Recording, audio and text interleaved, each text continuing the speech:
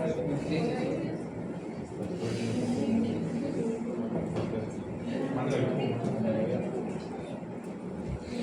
Si quieres empieza.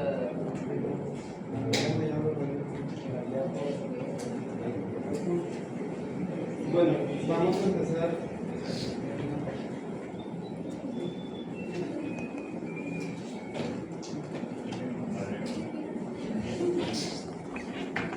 En cuanto a la definición de la esclerosis múltiple, tenemos que es una enfermedad autoinmune crónica con desmineralización, inflamación y pérdida neuronal en los ganglios.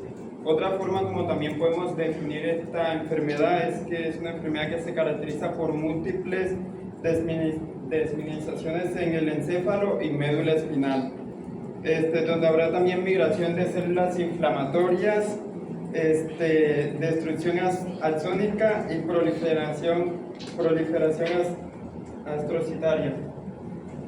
Ok, ¿entienden lo que es la definición de esclerosis múltiple? Una enfermedad ¿Es una autoinmune. enfermedad de qué tipo? Autoinmune. Autoinmune. ¿Qué quiere decir? Pues se Que arregla dentro de contra. nuestra propia inmunidad estamos creando las condiciones para que haya un deterioro neurológico. ¿En dónde se va a presentar ese deterioro neurológico? ¿En dónde se va a presentar? Estamos en una clase de neurología, tiene que ser el sistema nervioso central, pero ¿qué parte específica? Pues Van a ser autoanticuerpos dirigidos contra las capas de la mielina, contra las proteínas específicas formadoras de la mielina. Entonces, esos autoanticuerpos van a estar atacando la mielina, y si atacan la mielina, ¿qué va a pasar? la deficiencia de la. Vamos a tener una ¿qué? Desmielinización. ¿Y para qué es importante la mielina? Para Para la transmisión de los impulsos nerviosos y para la estabilidad de las neuronas. ¿Dónde vamos a tener las grandes concentraciones de mielina? ¿Sustancia negra o sustancia gris o sustancia blanca? La sustancia blanca, que es la de los axones y los oligodendrocitos. Entonces, ubiquémonos todos. Es una enfermedad autoinmune. Por ser autoinmune, ¿cómo es su presentación? Crónica. Es una presentación crónica, no es aguda. Va a empezarse a manifestar con el tiempo hasta que llegan a dar el síntoma pívot. ¿Ya están? ¿Ya estamos acá? Ok, bueno. ¿Estamos ahí? ¿Todos estamos entendiendo hasta ahí lo que está pasando con esta patología? Sí. Ok, vamos adelante. Entonces, Bueno, ahora hablando de la epidemiología, se dice que hay alrededor de 2,8 millones de casos en todo el mundo de esclerosis múltiple. Lo importante es que alrededor de 30.000 se dan en menores de 18 años, y hablando en México hay alrededor de 20.000, según una estadística del 2022, o sea que hay alrededor de 15 a 17 casos por 100.000 habitantes. Lo importante de esta enfermedad es que es una causa permanente de discapacidad en los adultos jóvenes junto con el trauma. Otra cosa importante, se presenta más comúnmente en mujeres, la edad media es entre los 28 a los 31 años. También leí que se podría dar hasta los 15, pero que es más raro. Otra cosa importante, los factores de riesgo para la susceptibilidad. Hay muchos. Primero, los genéticos. Los pacientes, se ha visto que los pacientes que tienen principalmente este gen de la HLA-DRB1, específicamente la localización 1501, tienen una mayor susceptibilidad. También hay otros genes, como pueden ver ahí, que es el CD6, el CLS6A y entre otros. Otro factor son los ambientales. También se ha visto que en el contexto de infecciones, principalmente el antecedente de infección por el virus de Epstein-Barr aumenta el riesgo de presentar la esclerosis múltiple y también la gravedad de la enfermedad. El otro factor muy importante igual, que me pareció muy curioso, es el geográfico, que tiene que ver con la latitud y con la vitamina D. Según lo que leí, hay una relación inversamente proporcional entre la luz solar, la radiación ultravioleta y la vitamina D con la presentación con el nivel de la enfermedad de la esclerosis o con el mismo riesgo de presentarla. Por eso es importante, los países que más prevalencia tienen son los que menor cantidad de luz solar tienen, como por ejemplo Canadá, el norte de Estados Unidos y algunas partes de Europa. Y pues entonces hay otra cosa que, como ya sabemos, y como muchos otros trastornos autoinmunes, tiene riesgo de presentar otros trastornos autoinmunes, como son, aumenta el riesgo de uveitis, también está el riesgo de enfermedad inflamatoria intestinal y el fibrosis. Ok, esto es importante que ustedes sepan de la epidemiología. ¿Por qué estamos estudiando esclerosis múltiple? Porque es importante que ustedes lo sepan. Porque esta es una enfermedad que está prevaleciendo de manera importante durante la última década. Ha empezado a presentarse mayormente en la población joven. Estamos hablando de adultos jóvenes de 20 años en adelante que empiezan a manifestar este tipo de sintomatología. La globalización, los intercambios entre parejas, la situación también de los cambios ecográficos, el problema de la disminución de la exposición a la luz solar, todo eso se ha estado estudiando en relación a este tipo de patología. Estos pacientes característicamente tienen una predominancia por el género femenino, 3-1. Estos pacientes genéticamente tienen la aparición de este anticuerpo de histocompatibilidad mayor, DRB1, que está asociado con la formación de los linfocitos T, en la activación y en la información de epítopes de estos tipos de células. Factores ambientales, esto es bien importante.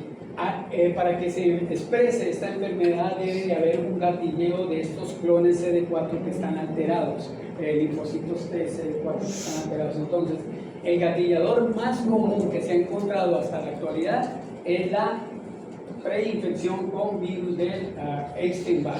¿Okay? ¿Quiénes de aquí no han tenido mononucleosis infecciosa? Todos hemos tenido mononucleosis infecciosa, enfermedad del beso. La empezamos a tener a partir de los 14 años. Muchas veces pasan silentes, dolores de garganta, cefaleas, odinoparquia. Obviamente no hacemos titulación de Epstein-Barr porque es una enfermedad mayormente benigna, pero si vamos ahora a algún laboratorio y pedimos anticuerpos anti-Epstein-Barr, vamos a ver que el 80-90% de la población actual tiene esto. Y al tener esta presencia de estos anticuerpos, estamos hablando de una predisposición a padecer esclerosis múltiple. ¿Okay? Hay algunos moduladores infecciosos o inmunes que hemos empezado a estudiar a partir de la pandemia con COVID. Uno de ellos es la presencia de la vitamina D. La vitamina D es un modulador de la respuesta mediada por células bien importante. Por eso ahorita está de boga medir niveles de vitamina D a la mayoría de las personas. Y tenemos títulos que nos hablan de que niveles de vitamina D menores de 25 están hablando de una déficit de vitamina D, entonces tenemos que administrar vitamina D. ¿Cuál es la mayor fuente de vitamina D? Luz solar. La luz solar. Tenemos problemas con que, aunque vivamos en el área del trópico, estamos viviendo una vida muy sedentaria, una vida muy encerrada en casa, home office, todas estas cuestiones que se están desarrollando ahorita están impidiendo que tengamos una buena activación de colecalciferol y de vitamina D. Entonces, bien importante. Ahora, ¿por qué también es importante estudiar esclerosis múltiple? Porque casi siempre esta enfermedad va a tener una alteración asociada a otro tipo de enfermedades autoinmunes. Hablamos de lupus, hablamos de miositis, de dermatomiositis, de polimiositis, hablamos de artritis reumatoide, que no está muy lejana de todos nosotros. Entonces, en cualquier momento ese clon puede, de células de linfocitos T que se han allí guardado, ante la presencia de un gatillador, salen al torrente hemático y empiezan a presentar su exposición deleteria en cuanto a la actividad que va a ir directamente hacia las proteínas formadoras de la mielina. Vamos adelante. En cuanto a la fisiopatología de esta enfermedad, queremos resaltar algo muy importante, y es que hay personas que debido a sus susceptibilidades genéticas presentan variabilidad de los receptores de reconocimiento del complejo mayor de histocompatibilidad, especialmente en los de tipo 2 de los linfocitos T, por lo que por lo que su cuerpo empieza a reconocer sus propias células como cuerpos extraños. Entonces, al tener un virus que tiene algo muy parecido a los antígenos propios de las vainas de mielina, lo que hacen estas células es que se presentan con estos ganglios y empiezan a atacar directamente a las vainas de mielina.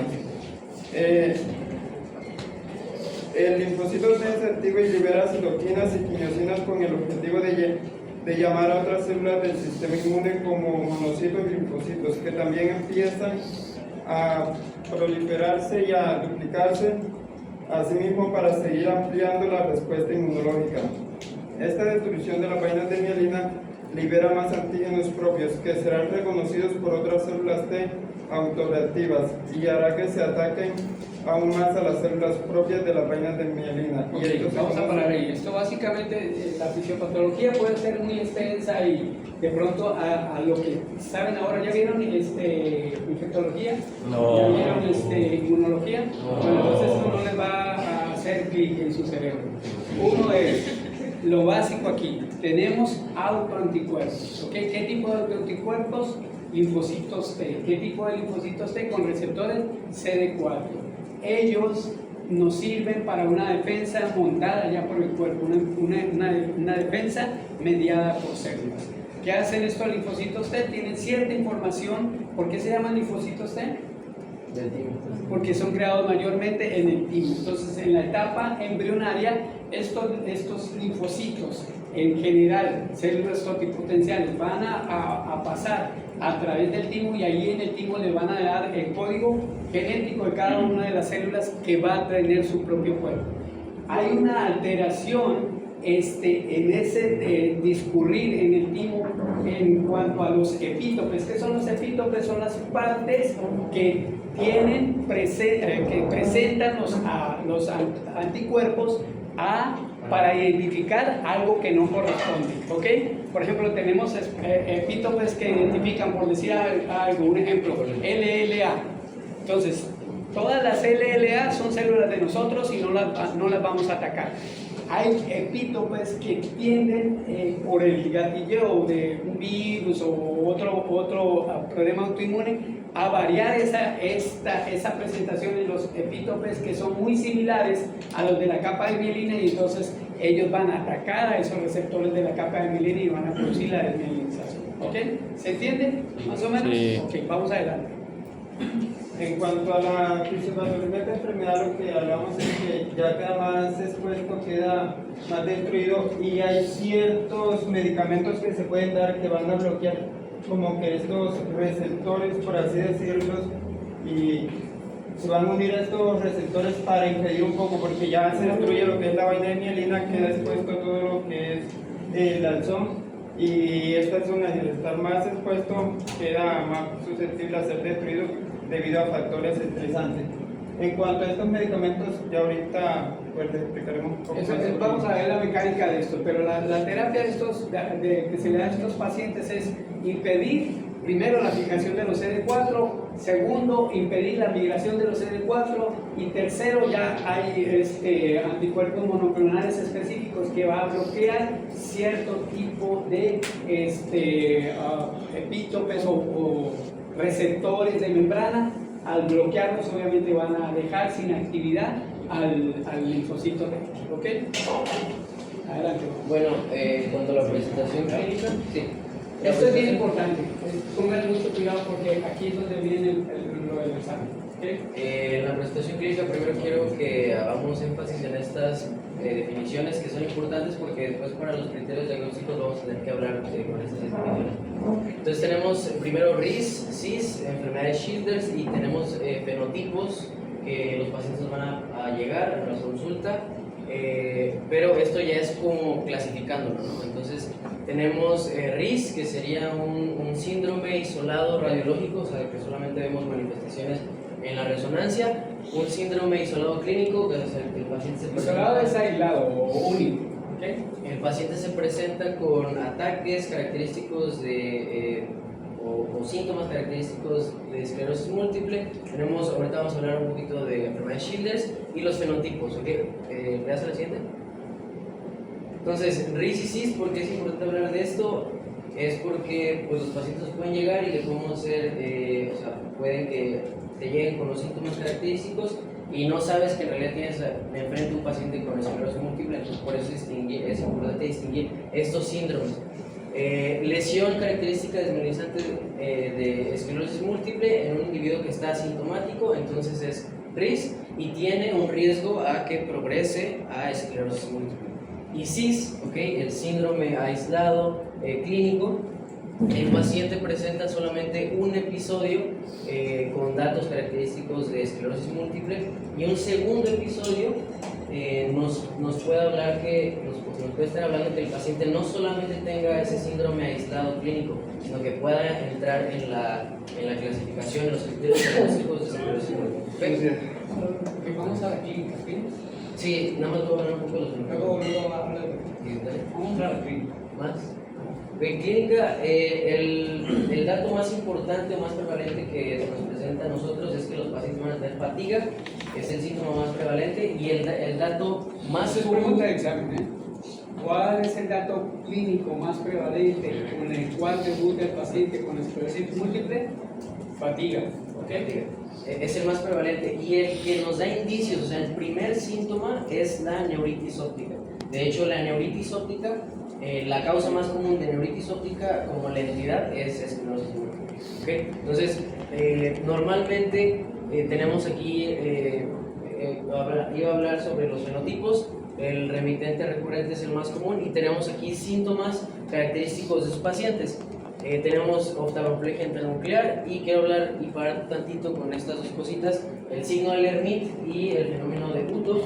El signo de Lermite es el paciente, tú le pides que haga una flexión del cuello y va a sentir como un choque eléctrico que se irradia hasta los miembros inferiores. Te puede hablar que el paciente pueda tener esclerosis múltiple, pero se ven otras enfermedades desmineralizantes del sistema nervioso central. Y el fenómeno de Uthoff, ¿okay? Los pacientes al tener esa desmineralización del sistema nervioso central se someten a un ejercicio físico o imagínate que el paciente se mete a bañar y de repente dice, no, pues ¿sabes qué, doc? O se me empeoran estos síntomas, ¿no? Por ejemplo, la neuritis óptica, de repente como que se me disminuye la agudeza visual, ¿ok? Entonces, al exponerte tú a elevación de la temperatura, se empeoran los síntomas neurológicos. Y había una teoría neurológica de Charcot que no va a hablar. Estos son los síntomas, ¿okay? Esta imagen, para que la estudiemos bien. Uno de los que quiero enfatizarles mucho es la incontinencia urinaria, que también puede ser uno de los síntomas más que se presenten al principio o que venga a referirse el paciente, porque pues, por, la parte de la no es la función, o sea, que se queja el paciente de que está en el trabajo, está en sus actividades diarias y no, que es que me quejo me vengo con usted porque tengo incontinencia urinaria, me estoy haciendo el baño, aunque no quiera. Entonces, puede ser uno de los síntomas que nos diga el paciente que tiene. Chequen bien esta gráfica, porque esto es lo más, digamos, patognomónico en estos pacientes con esclerosis múltiple, su manifestación neurológica. Hablamos de que si un paciente en el grupo etario de 20 años en adelante, femenina, que acude con fatiga, que acude con alteraciones de la visión, que acude con problemas de diplopia, que acude con esa triada de Charcot es bien importante, ¿ok? Dificultad para hablar, tienen nistagmus, temblores intencionales, alteraciones en la retención urinaria, o si son hombres que tienen alteraciones de disfunción sexual, disfunción eréctil. Todos esos nos están orientando a que debemos de buscar intencionalmente esclerosis múltiple como una de las causas primarias dentro de su diagnóstico diferencial. ¿Okay? Vamos a ver la otra. Ahí se lo pueden checar. Entonces, para hacer el diagnóstico, eso también es importante. No solamente nos basamos de lo que encontremos en la resonancia magnética, que la resonancia magnética es el estudio ideal para hacer un diagnóstico de esclerosis múltiple. La clínica también nos puede ayudar con una anamnesis correcta y también los estudios de laboratorio en pacientes que no entren en el cuadro normal o típico de esclerosis múltiple. ¿Okay? Entonces, los criterios solamente no los vamos a revisar uno por uno, pero para que lo tengan como, pues como conocimiento general, se llaman de McDonald, y estos criterios tienen que encajar en dos cosas, en DIT y DIS, o sea, que estos criterios encajen en que sea una diseminación a través del tiempo, ¿okay? O sea, que el paciente llegue y tú veas, ok, ves desminimización, pero al año también ves que hay una nueva lesión, o sea, a través del tiempo, en otra área característica de esclerosis múltiple, y la diseminación a través del espacio, que no solamente sea en un área característica, sino que sea en más áreas características que afecta a la esclerosis múltiple. ¿Siguiente? Ahí los pueden revisar, la siguiente. Entonces, hallazgos en la resonancia magnética muy importantes es que la parte donde vamos a observar esta desmineralización de la materia blanca va a ser en las áreas paraventriculares, ¿okay? Y puede que haya extensiones de esa desmineralización, ¿okay? Aquí podemos ver, esa es la materia blanca paraventricular, ¿sí? Ahí. Y entonces se observan como proyecciones, ¿okay? De edema y de gliosis, de cicatrización. Y le puedes dar la siguiente, eso le conocemos como dedos de Dawson, ¿okay? Dedos de Dawson. Puedes dar la siguiente.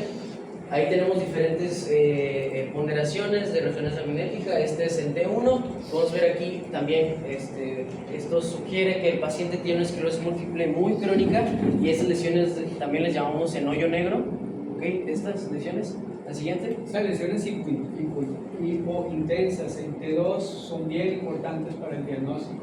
Las lesiones siempre las vas a buscar a nivel periventricular o paraventricular. Estos dedos de dos hay que buscar lo que son esas prolongaciones del deterioro de la sustancia blanca, proyectándose hacia la corteza o hacia otras áreas del encéfalo. La siguiente, esta que está también en T1 me parece, pero aquí están un poco hiperintensas. Ajá, estas son hiperintensas, otras eran hipointensas. T2 hipointensas, T1 es hiperintensa, ¿okay? Y eso son jugadas que se hacen con el resonante para darle más claridad a este tipo de lesiones. Y dependiendo del número de lesiones y la contiguidad anatómica, nosotros hacemos el diagnóstico con criterios de McDonald para este tipo de patologías. ¿Okay? Y bueno, las vemos así diferentes porque en realidad nos habla que el paciente tiene o tiene una enfermedad activa, ¿okay? Desmineralizante. ¿Entiende? Esa es la enfermedad de Childers, que solamente para que la tengan en cuenta es comúnmente mayor en niños y es pseudotumoral, entonces el paciente puede llegar aquí por hipertensión intracraneal y tú diagnosticarlo incorrectamente. ¿Okay? Estudios adicionales, entonces no solamente nos basamos de la resonancia magnética, podemos pedir bandas oligoclonales en líquido cefalorraquídeo y el que estén presentes solamente en líquido cefalorraquídeo y no en sangre nos habla o nos apunta a un diagnóstico de esclerosis múltiple a comparación de mieloma múltiple que también están en sangre. ¿Okay? También es importante algunos estudios de laboratorio que se ordenan, normalmente son algunos anticuerpos específicos, como ya lo habló el doctor, hacia, pues no solamente Epstein-Barr, pero también antifosfolípidos para descartar otras cosas, anti-SSA, SB y también escreenear al paciente si no tiene VIH. También podemos encontrar en líquido cefalorraquídeo glocitosis linfocitaria y una proteína, que esta proteína es muy importante porque nos habla de que hay reparación hacia la vaina de mielina, pero que solamente está aumentada, pero en realidad no se vuelve a reparar esa vaina de mielina. Ahí tenemos algunos diagnósticos diferenciales, dale la siguiente, que ya lo hablaba Andy, otra. Entonces, diagnósticos diferenciales, tenemos encefalomielitis diseminada aguda, ya lo habló Andy, y la mielitis transversa. Ahí lo pueden checar, pero lo importante es que la esclerosis múltiple es multifásica, y va a ser progresiva. Aún dijimos que está entre los grupos etarios de 20 a 40. Lesiones, esto es muy importante porque te pueden llegar con la misma clínica, ya después ves el grupo etario y a lo mejor no en caja, pero lesiones muy características van a ser periventriculares, este va a ser multifocales y la mielitis transversa pues va a ser en segmentos de la médula espinal. Y las bandas oligoclonales también nos pueden orientar para saber si tenemos esclerosis múltiple, tenemos encefalomielitis diseminada aguda y otras mielitis transversa. Entonces aquí es común, bandas oligoclonales, aquí es muy raro y aquí no está especificado. ¿La siguiente? Bueno, hablando del tratamiento, para la crisis aguda se le van a dar dosis altas de glucocorticoides, especialmente la prednisolona, intravenosos o por vía oral. En caso de que no se use esto, puede haber una alternativa como la plasmaféresis o también se puede usar un gel específico de ACTH. Y el manejo a largo plazo, según lo que leí, se tiene que combinar el tratamiento farmacológico con otras terapias para ayudar, como por ejemplo el ejercicio, la buena dieta, la higiene del sueño y la suplementación con vitamina D, como ya lo he dicho. Me enfoqué aquí en 3 síntomas característicos que causan discapacidad, que son el síntoma más común, como ya había dicho, la fatiga principalmente. El tratamiento aquí va a ser no farmacológico porque se ha visto que los beneficios que se puedan hallar cuando se da tratamiento farmacológico es más por el efecto placebo que por el mismo tratamiento. Ok, farmacológico sí lo damos. Si el paciente viene con demasiada fatiga, vamos a dar y el que vamos a utilizar es amantadina. Ese es el tratamiento farmacológico para la fatiga y esa es pregunta de examen. Luego, farmacológico. Ok, y también se pueden dar, como la fatiga puede ser causada también, primero hay que descartar que sea por algo secundario, no por la misma esclerosis múltiple, como por ejemplo la depresión, la anemia, los trastornos del sueño, entre otras cosas.